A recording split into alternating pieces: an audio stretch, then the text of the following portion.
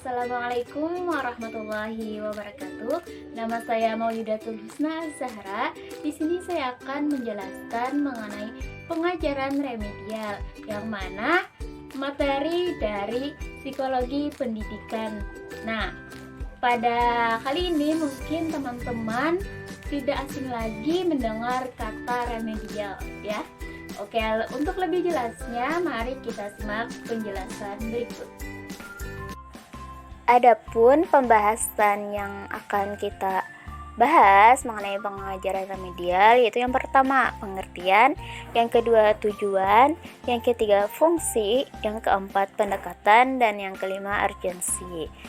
Baik, langsung saja kita membahas mengenai pengertian pengajaran remedial. Remedial berasal dari bahasa Latin, yaitu menyembuhkan kembali. Nah, dari kata dari re yang berarti kembali, dan yang kedua yaitu dari kata mederi yang berarti menyembuhkan. Nah, berarti dapat kita tinjau dari kata remedial tersebut bahwasanya sesuatu yang berhubungan dengan perbaikan. Adapun pengertian pengajaran remedial yaitu pengajaran remedial merupakan suatu bentuk pengajaran yang bersifat menyembuhkan atau membetulkan. Nah, pengajaran ini membuat agar hasil yang dicapai lebih baik dari pengajaran yang diberikan sebelumnya.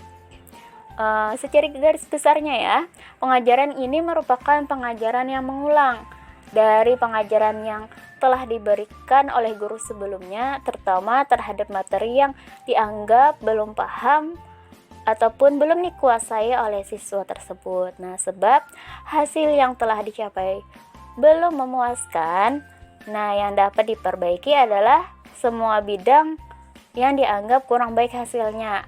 Nah, pada hal ini pengajaran dapat dilakukan untuk semua bidang studi, baik itu bidang studi matematika, bahasa Inggris, bahasa Indonesia, biologi, dan lain-lainnya. Oke, lanjut.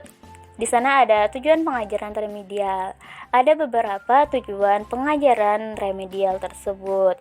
Yang pertama, yaitu memahami akan kekurangan, kelemahan, kesulitan pada dirinya sendiri, yang mana bersedia untuk menerima uluran ataupun pelajaran remedial tersebut dari guru.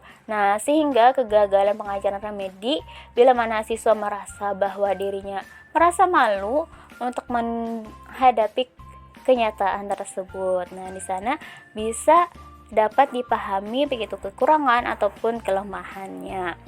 Nah, yang kedua yaitu mempunyai sikap terbuka untuk dapat merubah dirinya. Nah, dalam hal itu, konteks ini yaitu mengenai dalam hal belajar ataupun bersikap dalam menekuni pelajaran tersebut. Hal ini perlu juga untuk prestasi yang lebih baik ke depannya untuk siswa tersebut. Yang ketiga yaitu siswa dapat mengatasi hambatan belajar yang di dalamnya. Nah, selanjutnya ada menimbulkan sikap baru dalam belajar, yang mana ini dianggap ada pengaruhnya terhadap prestasi. Misalnya sekarang membiasakan diri belajar pada waktu dini hari, nah di mana sebelumnya tidak pernah dilakukan. Selanjutnya yang kelima yaitu mudah dapat menyelesaikan tugas-tugas yang diterimanya. Dan yang keenam yaitu mempertebal harga diri dan menambahkan motivasi baru terhadap diri siswa. Selanjutnya yaitu fungsi pengajaran remedi. Yang pertama ada fungsi korektif, yakni usaha untuk memperbaiki atau meninjau kembali hal-hal yang dianggap keliru. Perbaikan yang dimaksud yaitu meliputi cara belajar, menggunakan metode pengajar, materi, terus media yang dipergunakan guru, ataupun cara penilaiannya. Yang kedua yaitu fungsi pemahaman. Dalam program pengajaran remedial terjadi proses pemahaman terhadap peserta didik, baik itu dari guru, pembimbing maupun peserta didik itu sendiri.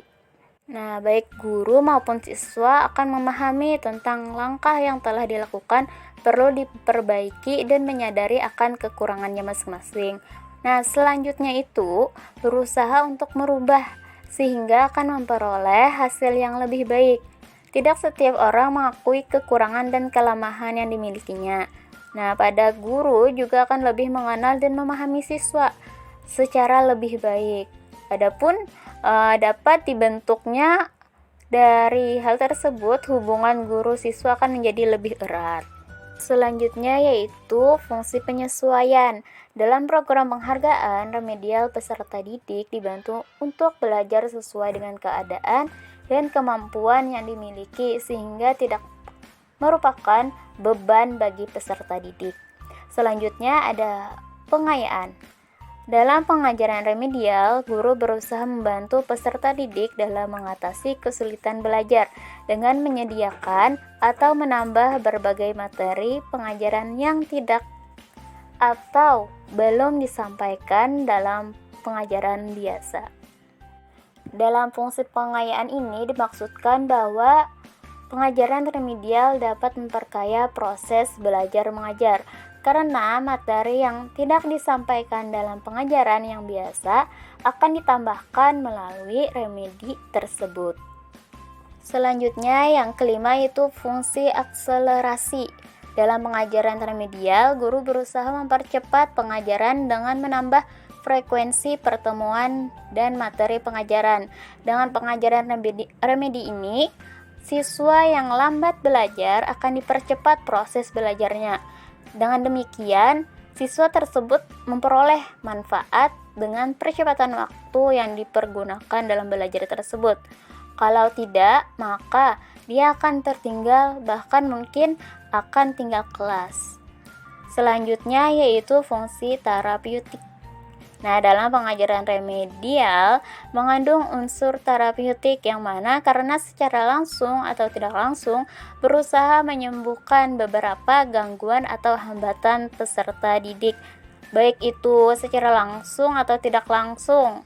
Nah, perbaikan ini terhadap kondisi yang demikian akan dapat mempertinggi prestasi belajar siswa, bahkan juga dapat mengembalikan kepada kepercayaan pada dirinya sendiri. Nah, jika tidak akan membohongi diri sendiri dengan misalnya mencontek atau bertanya kepada teman duduknya pada waktu mengerjakan ulangan atau tugas pekerjaan rumah. Nah, sikap tersebut merupakan sikap positif terhadap pembentukan pribadinya. Dengan demikian, fungsi terapi dapat dicapai. Selanjutnya ada pendekatan pengajaran remedial. Di sana ada pendekatan yang bersifat kuratif. Nah, pada pendekatan ini maksud dari bersifat kuratif ini karena mengingat adanya kenyataan bahwa seorang atau sejumlah siswa bahkan mungkin seluruh anggota kelompok belajar tidak mampu menyelesaikan program secara sempurna sesuai dengan kriteria keberhasilan dalam proses belajar. Nah, di sana kuratif ada terbagi menjadi 3. Yang pertama yaitu pengulangan. Pengulangan di sini dapat dilakukan dengan berbagai tingkatan sesuai dengan diagnosiknya. Yaitu misalnya pada setiap akhir pertemuan, setiap akhir unit pelajaran tertentu, ataupun juga di akhir suatu program studi. Selanjutnya ada pengayaan atau pengukuran. Nah, pada layanan ini dikenakan pada siswa yang kelemahannya ringan dan secara akademik mungkin termasuk berbakat dengan cara misalnya pemberian tugas atau pekerjaan rumah. Yang kedua yaitu pemberian tugas atau soal yang dikerjakan di kelas. Selanjutnya ada percepatan yaitu akselerasi. Nah, pada layanan ini ditujukan kepada siswa yang berbakat tetapi menunjukkan kesulitan psikososialnya yang mana atau disebut dengan ego emosional. Selanjutnya ada pendekatan pengajaran remedial preventif. Nah, pada pendekatan ini ditujukan kepada siswa tertentu yang berdasarkan data atau informasi diprediksikan atau patut diduga akan mengalami kesulitan dalam menyelesaikan suatu program studi tertentu yang akan ditempuhnya. Nah, di sana ada terbagi menjadi 3. Yang pertama normal. Nah, normal di sini yaitu mampu menyelesaikan program belajar mengajar biasa sesuai dengan waktu yang disediakan. Yang kedua yaitu sanggup. Nah, sanggup di sini maksudnya yaitu menyelesaikan program lebih cepat dari waktu yang ditentukan. Yang ketiga yaitu terlambat. Nah, terlambat di sini yaitu tidak menyelesaikan program dengan batas waktu yang ditetapkan. Selanjutnya ada pendekatan pengembangan. Nah, pada hal ini ditujukan kepada agar siswa dapat mengatasi hambatan-hambatan atau kesulitan-kesulitan yang mungkin dialami selama proses belajar mengajar berlangsung. Nah, karena itu diperlukan peranan bimbingan dan penyuluhan agar tujuan pengajaran yang telah dirumuskan itu berhasil. Oke, selanjutnya ada pembahasan terakhir yaitu urgensi pengajaran remedi. Nah, di sana ada beberapa urgensi yaitu yang pertama warga belajar atau disebut juga dengan peserta didik. Warga belajar atau juga peserta didik ini ternyata masih banyak yang mendapatkan nilai prestasi belajar yang kurang. Misalnya, rata-rata yang dicapai masih jauh di bawah ukuran yang diharapkan. Kenyataan menunjukkan bahwa setiap peserta didik mempunyai perbedaan individual dalam proses belajarnya. Ada yang berkembang ataupun kemampuannya tinggi, sedang, dan ada pula yang rendah, sedang-sedang saja, dan juga ada yang lambat dan cepat. Yang kedua yaitu pendidik. Nah, terhadap peserta didik yang belum berhasil, seorang guru bertanggung jawab untuk membantu supaya bantuan yang diberikan kepada peserta didik itu dapat berhasil. Maka harus melalui suatu proses diagnosis dan diakhiri dengan pengajaran remedial tersebut.